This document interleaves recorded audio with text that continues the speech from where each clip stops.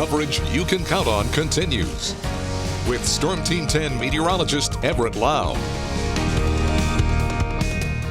Good Tuesday morning. You can consider today the calm before the storm. You have all day before the winter storm bears down on the Wabash Valley. And over the last few hours, the National Weather Service did issue a winter storm warning for most of the News 10 viewing area, but it doesn't take effect until tonight, and it will continue through the daytime tomorrow. Now, the warning's in effect for everyone shaded in pink, but you notice Davies and Martin County, they're shaded in purple. That's a winter weather advisory. Confidence is lower and higher snow totals in those locations because the snow may mix with some rain, so that's why they're only under the advisory, but still impact's going to be felt area-wide across the Wabash Valley as we get into tomorrow morning especially.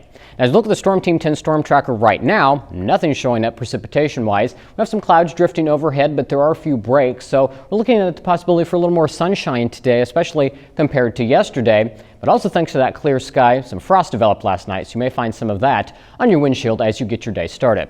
So pick up Futurecast going through the rest of the morning. Again, a mix of sun and clouds today. We'll see a breeze coming up out of the southwest, eventually coming out of the south. That's going to allow highs today to top out in the lower 40s, so slightly warmer today compared to yesterday. And as we go through the afternoon, again, still no issues. So even in the evening commute, you're just fine as you come home for work or school. But as we get into late tonight, that's when precipitation is going to start to make its way into the forecast. We'll stop Futurecast at 10. See some rain showers developing. As we approach midnight, this rain will quickly overspread the area. So by midnight, we may be seeing a mix of rain and snow. Both may be falling at the same time, as temperatures will be right around the freezing mark as we get towards midnight.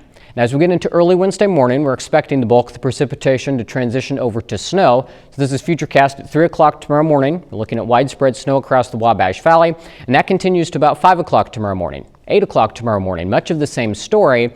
But again, you remember Davies and Martin County not under that warning. There is a potential that some warmer air could nudge in to the southeastern area if the track of the system slips just slightly to the north. So there is a possibility for some rain to mix in. We're going to monitor that closely. Right now, Futurecast is indicating snow, and if that's the case, we may see some changes to the forecast. But snow is going to continue as we get into lunchtime tomorrow. Here's noon. You can still see snow across much of the region, but as we get into the afternoon, the snow will taper off, become a little more lighter in nature at least, because snow showers will remain in the forecast as we get into tomorrow night and even into the day on Thursday. As you notice, it's going to be a little more scattered about. So the bulk of the accumulation going to be occurring in the first part of our Wednesday, but those lingering snow showers remain possible even into Thursday, providing some additional minor accumulations.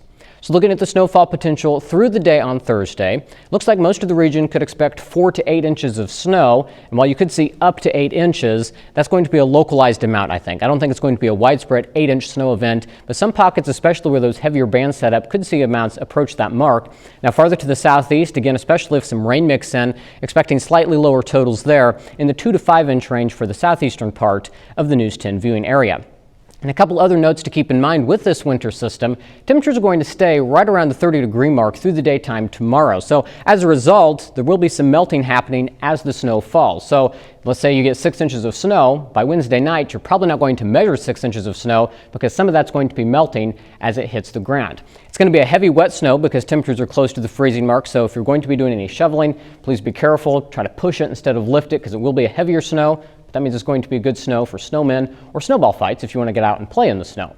Now, not as much blowing snow because it's going to be that heavy wet snow, but wind gusts could still be as high as 25 miles per hour tomorrow. Temperature-wise this morning, as you head out the door, again, a cold start, 28 degrees in Terre Haute, 27 in Sullivan. Paris is at 30 along with Brazil, and 32 right now in Washington.